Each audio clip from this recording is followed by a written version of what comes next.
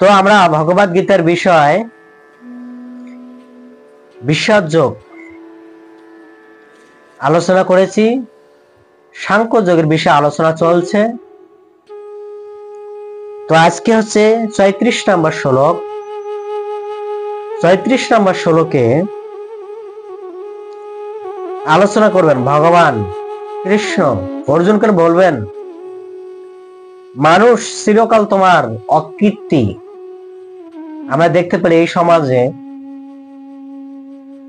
কিরকম, আপনি ১০০টা ভালো কর্ম করবেন, কেউ আপনার গুণগান গাবে না, বাট একটা খারাপ কর্ম করবেন, সেটাই আপনার কি করবে, মানুষ গুণগান গাবে।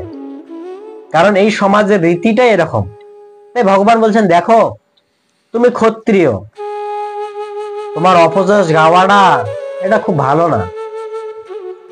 এই জন্য ভগবান বলছেন, দেখো তোমার অকীর্তি কথা বলবেন, আর মর্যাদা ব্যক্তির পক্ষে কি এটা শ্রেষ্ঠকর না। এটা আমরা বুঝতে পারি ভগবান কত সুন্দর যুক্তি দেখিয়েছেন। চলুন আমরা ৩৬ নম্বর শ্লোক শ্রবণ করি। অকীর্তি চাপে ভূতানে কথায়ন্তি তে বয় সম্ভাবাবিতস্যম চাকীর্তি মরমোদি উচ্যতে। অর্থাৎ ভগবান এই শ্লোকের অনুবাদে বললেন, মানুষ চিরকাল তোমার কীর্তিহীনতার কথা বলবেন, এবং যে কোনো মর্যাদা সম্পন্ন ব্যক্তির পক্ষে এই অসম্মান মৃত্যুর অপেক্ষা নিকৃষ্টতর। কত সুন্দর কথা বলছেন ভগবান কৃষ্ণ।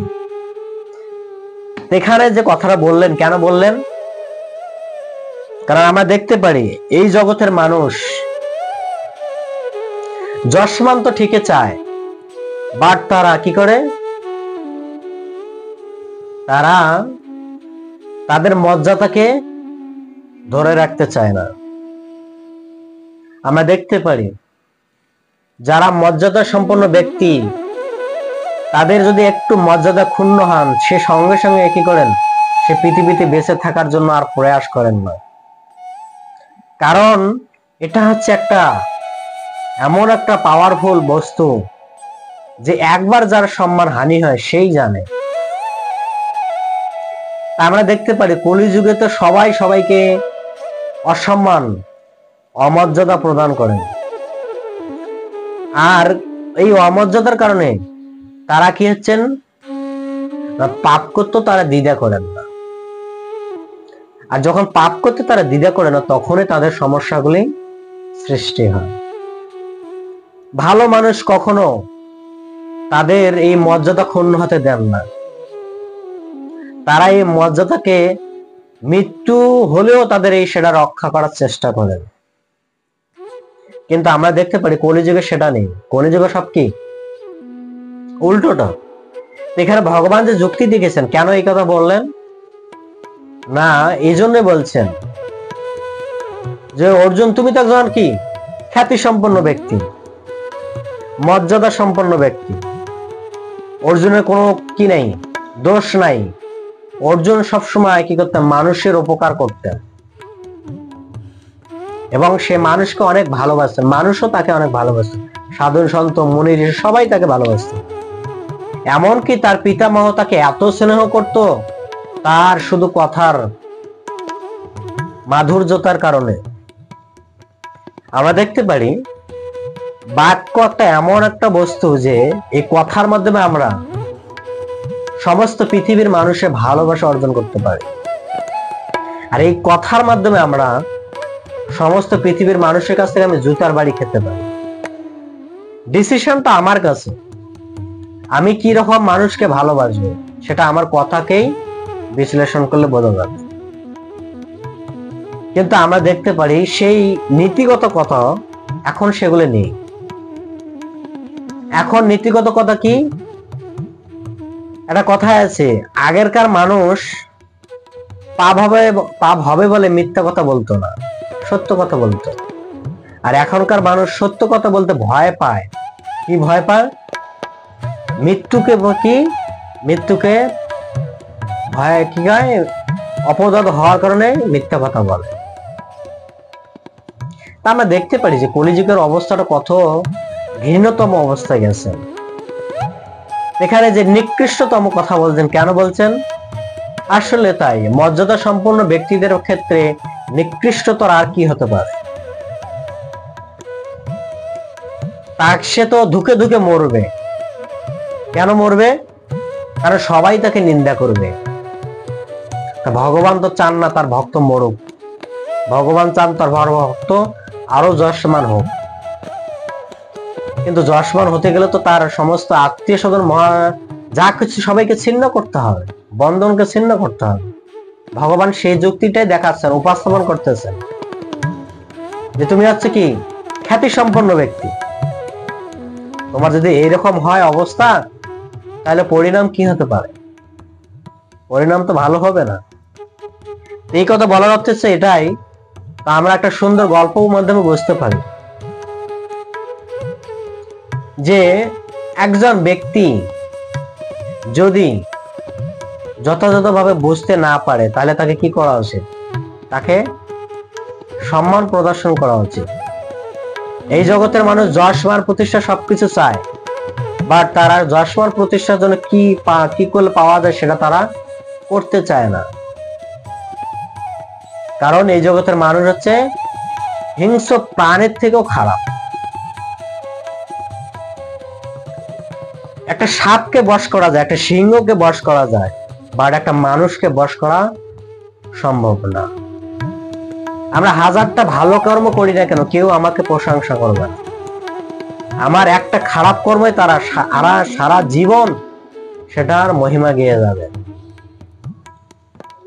আমি যে এত ভালো কর্ম করেছি, বা আমরা দেখতে পারি বাংলাদেশের পরিস্থিতি এখন যেটা, শেখ হাসিনা এত ভালো কর্ম করেছেন, কেউ সেটা নিয়ে কি করবে না, প্রশংসা করবেন না।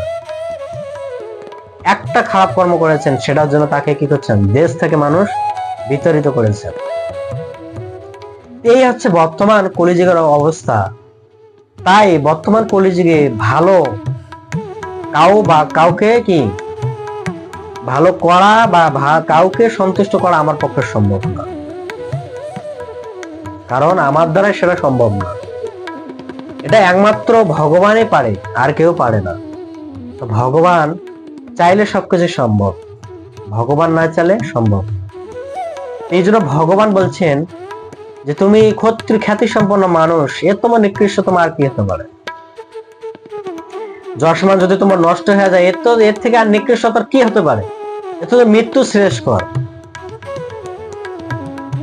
বলছি, তারা তখন মনে মনে চিন্তা করবে আমি আত্মহত্যা করবো, তখন পাপ হবে স্বাভাবিক আলোচনা। এটা আমাদের মনে রাখতে হবে। এখানে যে কথা বলছেন ভগবান কৃষ্ণ, বাস্তবসম্মত ভগবান কৃষ্ণ সবকিছু জানেন, জেনে এই কথাগুলো বলছেন। তিনি না জেনে কখনো এই কথা বলেন না। কেননা ভগবান চায় তার ভক্ত যাতে কলঙ্কিত না হয়, ভক্ত যাতে তার যশমান খ্যাতি সবকিছু আরো কি বৃদ্ধি পায়, সেই জন্য ভগবান চান তার ভক্ত এভাবে থাক।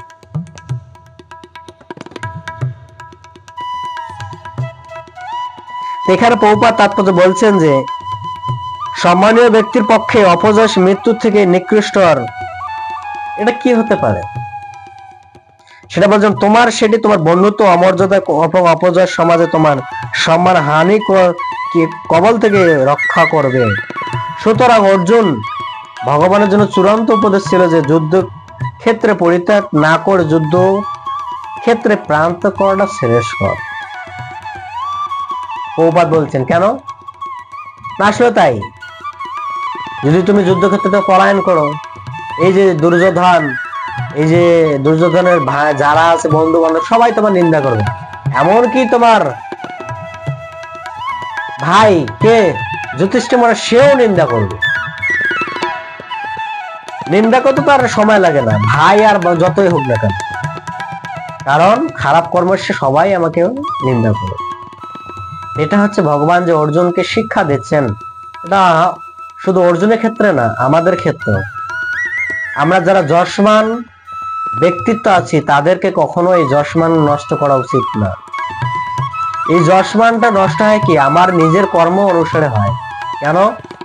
আমি যেরকম কর্ম করব আমি ফল ঠিক সেরকমই পাবো।